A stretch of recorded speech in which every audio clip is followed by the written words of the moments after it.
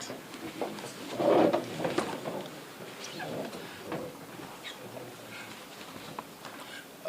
Good evening, everyone.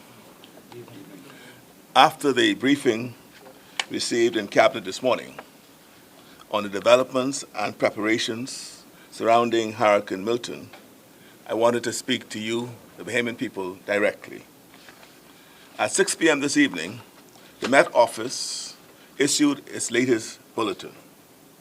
Hurricane Milton continues to strengthen as it approaches the western coast of Florida and is currently a Category 5 hurricane. The Met Office has upgraded the status for islands in the northern Bahamas from a tropical storm watch to a tropical storm warning. This means that tropical storm conditions are expected within the next 36 hours on the islands of Abaco, Bimini, and Grand Bahama, and the surrounding keys. While the threat is not as significant as that of a hurricane threat posed to our neighbors in Florida, we still need to take it seriously. Tropical storms are nothing new for us. Year after year, we are told how we must prepare and ready ourselves and our homes to keep us all safe. But we know how quickly things can change. The storm, in particular, has intensified extremely rapidly. And so, within the next 24 hours, it is important that you do all that you can to stay safe. The Disaster Risk Management Authority has issued detailed guidance on how best to prepare. Please don't wait. If you haven't already done so, start preparing now. The Met Office advises that as Hurricane Milton passes over Florida, tropical storm winds will be experienced on Abaco, Bimini, and Grand Bahama, and as I said earlier, the surrounding keys. These islands have already experienced excessive rainfall since Sunday from another storm system, and so the ground is already saturated with water. Heavy rainfall has also been experienced on other islands in recent days, namely on Andros, the Berry Islands, New Providence, and Eleuthera. And now the rainfall from Hurricane Milton is expected to intensify, especially overnight tomorrow night. The Met Office advises that as a result, there's likely to be extensive flooding. Take whatever precautions necessary to protect yourselves from this excessive flooding. The Met Office also advises that from noon tomorrow, that is on Wednesday, heavy rainfall is also expected on those other islands, Andros, the Berry Islands, New Providence, and Eleuthera. Because of the heavy flooding, which is expected to result from this, after consultation with the Minister of Education, I'm announcing that all schools on those islands will be closed until Friday for in-person teaching. We don't want our young people having to navigate large areas of flooding while getting to and from school.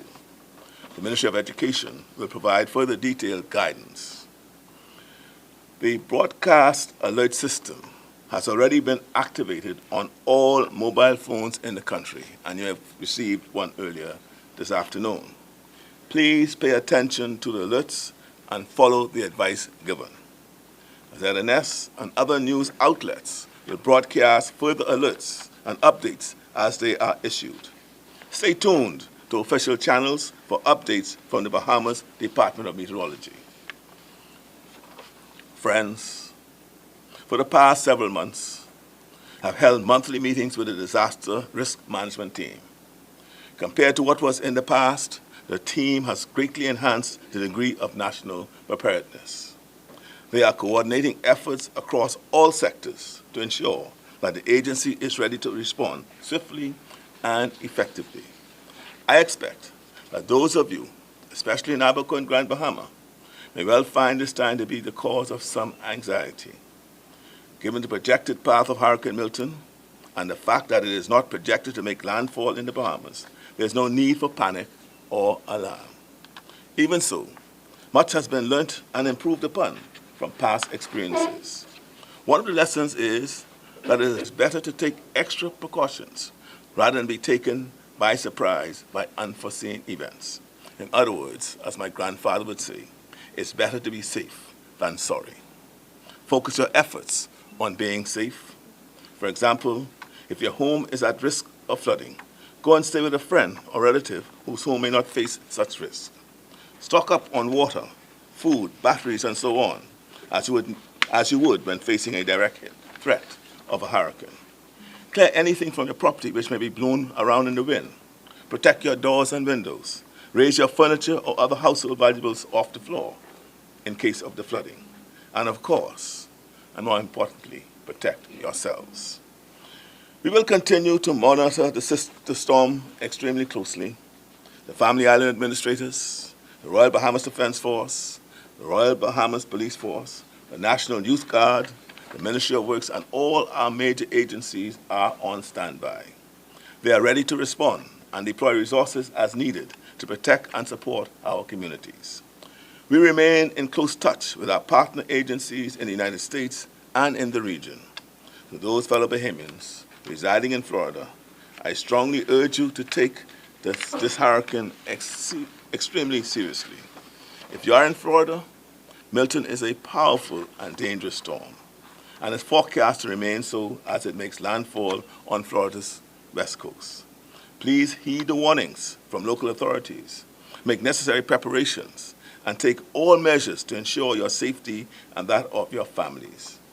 The Governor of the Bahamas is coordinating our efforts with our consular offices and local Bahamian associations in Florida to provide assistance wherever possible.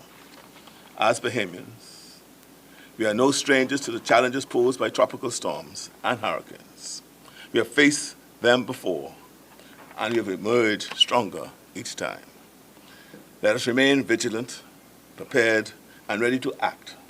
Our government stands prepared to take every necessary measure to protect lives, property, and communities. I want to thank you, and may God continue to bless and protect the Commonwealth of the Bahamas.